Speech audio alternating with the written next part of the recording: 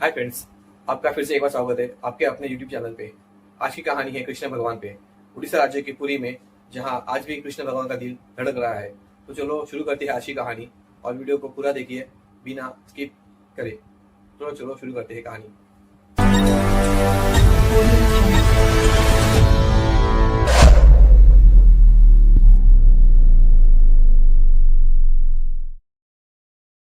उड़ीसा राज्य के पुरी में चमत्कार की एक ऐसी कहानी है जिसे समझ पाना साइंस के बस की बात नहीं है। साइंस, ज्योग्राफी, फिजिक्स, केमिस्ट्री और दुनिया के सारे ग्राउंड्स ऑफ बिलीव्स यहाँ सब फेल हो जाते हैं। हिंदू मान्यता में 4 धाम होते हैं: बद्रीनाथ धाम, द्वारकाधीश धाम, रामेश्वरम और जगन्नाथपुरी। और ये कहानी है जगन्नाथपुरी की, जहाँ पे आज भी श्री कृष्ण का वास्तविक दिल धड़कता है। इस मंदिर के कुछ ऐसे रहस्य हैं जिनके बारे में सुनकर किसी के भी होश उड़ जाए। वेस्टर्न कल्चर फॉलो करते करते हम एक ऐसे मोड़ पे तो आ चुके हैं जहां लोग भगवान के होने ना होने पे सवाल उठाने लगे हैं। पर यही सवाल अब मैं आपसे इस वीडियो के बाद पूछूंगी। आइए देखते हैं। हर मंदिर में जहां मूर्तियां मेटल या स्टोन से बनती हैं, वहीं जगन्नाथ मंदिर में भगवान की मूर्तियां लकड़ी से बनी हुई हैं। ऐसा क्यों? आइए बताती हूँ। 3102 BC में जारा नाम के एक शिकारी ने शिकार करते हुए गलती से तीर श्री कृष्ण के पैर पे चला दिया, जिससे श्री कृष्ण की मृत्यु हो गई। जारा ने श्री कृष्ण का देह संस्कार किया पूरे रीति रिवाजों के साथ। पर जब उनकी चिता शांत हुई तो जारा ने देखा कि एक चमकने वाली मेटल की चीज अभी तक जली नहीं थी। जारा को ये समझ नहीं आया था कि ये है क्या, तो उसने उसे उठाया और उसे बेचने निकल गया। पर उसको खरीदना तो दूर, किसी ने उसे हाथ भी नहीं लगाया। फिर आखिरकार जारा ने हार थक कर उस मेटल की चीज को एक लकड़ी पर रखा और उसे पानी में बहा दिया।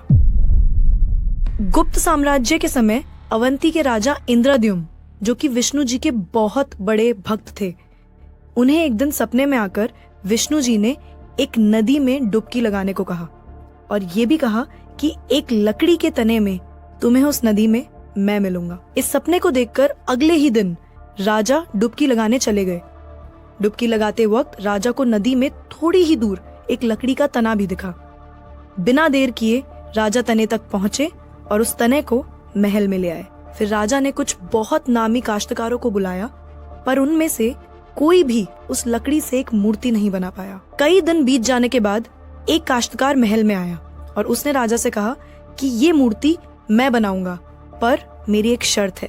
राजा ने काश्तकार से उसकी शर्त पूछी, क्योंकि राजा किसी भी शर्त को मानने के लिए तैयार थे। तो काश्तकार ने कहा कि ये मूर्ति बनाने के लिए मुझे पूरे 21 दिन का समय चाहिए और मैं चाहता हूँ कि 21 दिन से पहले ना तो कोई मुझसे बात करे, ना मिले और ना ही मेरे किसी भी काम में विलम्ब डाले। राजा ने खुशी खुशी ये शर्त मंजूर कर ली। मूर्ति बनाने का काम शुरू हुआ। रोज मूर्ति बनने की आवाजें भी आती थी, पर धीरे धीरे वो आवाजें बंद हो गई। अवंती की रानी को लगा कि शायद भूख प्यास से काश्तकार मर चुका है, इसीलिए उन्होंने जहां मूर्ति का काम चल रहा था उस कमरे के दरवाजे को खुलवाने की जिद की और राजा को उनकी बात माननी पड़ी। जैसे ही दरवाजा खुला तो उन्होंने ये देखा कि वहाँ कोई काश्तकार था ही नहीं। सिर्फ और सिर्फ 3 मूर्तियां थी: भगवान जगन्नाथ, उनके भाई बालभद्र और उनकी बहन सुभद्रा।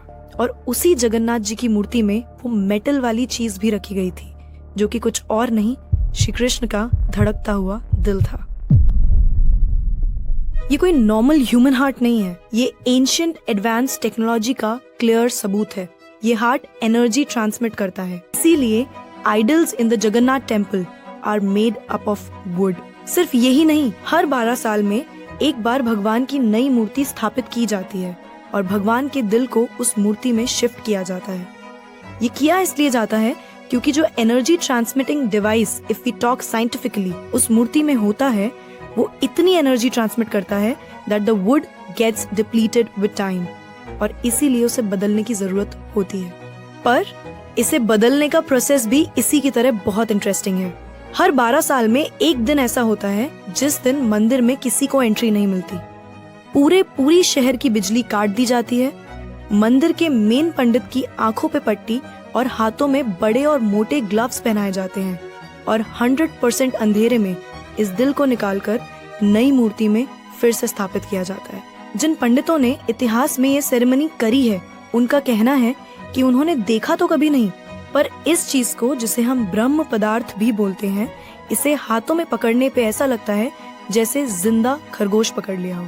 माना ये भी जाता है कि अगर किसी ने ब्रह्म पदार्थ को देख लिया तो उसकी मौत उसी समय निश्चित है। इसीलिए बिना आंखों पे पट्टी लगाए किसी को भी ये सेरेमनी करने की परमिशन नहीं है। मंदिर में आए भक्तों के बीच रोज प्रसाद बांटा जाता है। उनके लिए वो प्रसाद बनाया जाता है और जगन्नाथ मंदिर में होने वाली हर चीज में कहीं ना कहीं भगवान की कोई ना कोई लीला छुपी है। मंदिर में रोज 500 लोगों के लिए प्रसाद बनता है और कभी कभी भक्तों की संख्या हजारों में भी चली जाती है, पर जगन्नाथ मंदिर में भक्तों के लिए प्रसाद कभी कम नहीं पड़ा। दिन भर मंदिर में प्रसाद बांटा जाता है, पर कहते हैं कि आज तक इस मंदिर में एक भी दाना प्रसाद ना कम पड़ा है और ना ही व्यर्थ गया है। पर ऐसा एस्टिमेशन इंसानों के लिए करना तो बहुत ही मुश्किल है। और ये बात यहीं खत्म नहीं होती। प्रसाद बंटने की मिस्ट्री तो है ही, उससे बड़ी मिस्ट्री है प्रसाद बनाने की। लकड़ी की आग पे 7 मिट्टी के बर्तनों को एक के ऊपर एक रखकर प्रसाद बनाया जाता है। साइंस और लॉजिक्स कहते हैं कि सबसे पहले सबसे नीचे वाले बर्तन का प्रसाद पकना चाहिए, पर पुरी के जगन्नाथ मंदिर में साइंस और लॉजिक्स नहीं चलते। इन 7 बर्तनों में सबसे पहले सबसे ऊपर रखे जाने वाले बर्तन का प्रसाद पकता है, फिर उससे नीचे वाले बर्तन का, और ऐसे ही सबसे नीचे रखे बर्तन का प्रसाद सबसे आखिरी में पक के तैयार होता है। हाँ, मुझे पता है आपको भी अभी कुछ नहीं समझ आ रहा होगा। इसे आज तक कोई नहीं समझ पाया। इस मंदिर के ऊपर एक झंडा है जो साइंटिफिक लॉ के बिल्कुल विपरीत चलता है। जैसे कि हमें पता है कि जिस डायरेक्शन में हवा चलती है, पतंग भी उसी डायरेक्शन में उड़ती है और झंडा भी उसी डायरेक्शन में उड़ना चाहिए। पर जगन्नाथ मंदिर के इस झंडे की बात बिल्कुल अलग है। ये हमेशा हवा के ऑपोजिट डायरेक्शन में उड़ता है। क्यों और कैसे, आज तक कोई समझ नहीं पाया। इस झंडे के साथ एक और खास बात है कि इसे रोज बदलना पड़ता है। इसीलिए मंदिर के पांडु 214 फीट ऊपर लगे इस झंडे को रोज चढ़कर बदलते हैं, क्योंकि कहा जाता है कि अगर किसी दिन ये झंडा नहीं बदला गया तो मंदिर 18 सालों के लिए बंद हो जाएगा। इस मंदिर की खूबसूरती शब्दों में नहीं बताई जा सकती। इतना बड़ा मंदिर इतने सालों पहले बिना किसी टेक्नोलॉजी के कैसे बनाया होगा। पर क्या आपको पता है 214 फीट के इस मंदिर की डोम की परछाई आज तक कभी बनी ही नहीं। जगन्नाथ पुरी टेम्पल के डोम्स की शैडो बनती ही नहीं है कभी भी, at any time of the day. और हमारी फेवरेट साइंस इस बात का भी लॉजिक नहीं ढूंढ पाई। हम जगन्नाथ टेम्पल की बात करें तो वहाँ पे ऐसा कुछ है जो शायद पक्षियों को पता है और हमें नहीं, क्योंकि इस मंदिर के ऊपर कोई भी ड्रोन, कोई भी एयरप्लेन या कोई भी पक्षी कभी उड़ता ही नहीं। आपने देखा होगा ना मंदिर के डोम्स पे या बड़ी बड़ी बिल्डिंग्स पे बर्ड्स को बैठे हुए। कभी जगन्नाथ पुरी जाएंगे तो देखिएगा that birds don't rest on the roof of Jagannath temple. आप कभी भी किसी भी पक्षी को जगन्नाथ टेम्पल की छत पे या उसके डोम्स पे बैठा हुआ नहीं देखेंगे। पर कंफ्यूज करने वाली बात ये है कि कैसे एक बेजुबान पक्षी ये जानता है कि इस मंदिर के ऊपर से उड़कर नहीं। सुदर्शन चक्र, ये नाम तो आपने सुना ही होगा। सुदर्शन चक्र भगवान विष्णु का अस्त्र है। ये अधर्म का विनाश करता है। जगन्नाथ मंदिर के टॉप पे एक सुदर्शन चक्र है और उसे आप जिस भी डायरेक्शन से देखोगे उसकी फेसिंग आप ही की तरफ होगी। भगवान जगन्नाथ, जिनके नाम का मतलब ही जगत के नाथ हैं, इनके मंदिर में लाखों श्रद्धालु अपनी आस्था और प्यार भगवान के लिए लेकर आते हैं। पर इस मंदिर में सिर्फ हिंदुओं को दर्शन करने की अनुमति है। किसी भी और धर्म के इंसान को दर्शन बाहर से ही करवाए जाते हैं और दर्शन करवाकर भेज दिया जाता है। जैसे कि हमारी ex prime minister Indira Gandhi ji, वो भी जगन्नाथपुरी गई थी दर्शन करने, पर क्योंकि वो फारसी हैं और हिंदू नहीं और उन्हें उनका सरनेम फिरोज गांधी से मिला है, इसीलिए इंदिरा गांधी को भी दर्शन करने की अनुमति नहीं दी गई। सिर्फ यही नहीं, 2005 में थाईलैंड की प्रिंसेस महाचक्री सिंधोन को भी जगन्नाथपुरी टेम्पल में एंट्री नहीं दी गई थी, क्योंकि यहाँ फॉरेनर्स अलाउड नहीं है। उनके लिए अरेंजमेंट्स की गई थी और दर्शन बाहर से ही करवाए गए। 12वीं सदी से बने हुए इस मंदिर को स्विट्जरलैंड की एक महिला ने 1,78,00,000 रुपए का चढ़ावा भी चढ़ाया। ये मंदिर में चढ़ाया गया अभी तक का सबसे बड़ा चढ़ावा है। पर फिर भी क्योंकि वो हिंदू नहीं है, दर्शन उन्हें भी बाहर से ही करने पड़े। पुरी में जगन्नाथ जी की रथ यात्रा भी निकलती है। ये 9 दिन का त्योहार होता है जिसमें भगवान श्री जगन्नाथ, देवी सुभद्रा और भगवान बालभद्र को गर्भगृह से निकालकर रथ पर बिठाकर यात्रा करवाई जाती है।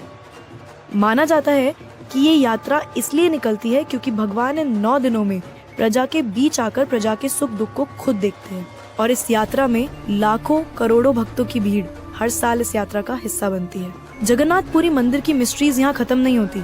और भी बहुत सारी कहानियां हैं जो हम नहीं जानते, जैसे कि हर साल भगवान 15 दिन के लिए बीमार पड़ते हैं और भक्तों के लिए मंदिर में दर्शन बंद कर दिए जाते हैं। पर बहुत कम लोग जानते हैं कि ऐसा क्यों होता है। वी होप आपको ये वीडियो देखकर अच्छा लगा होगा।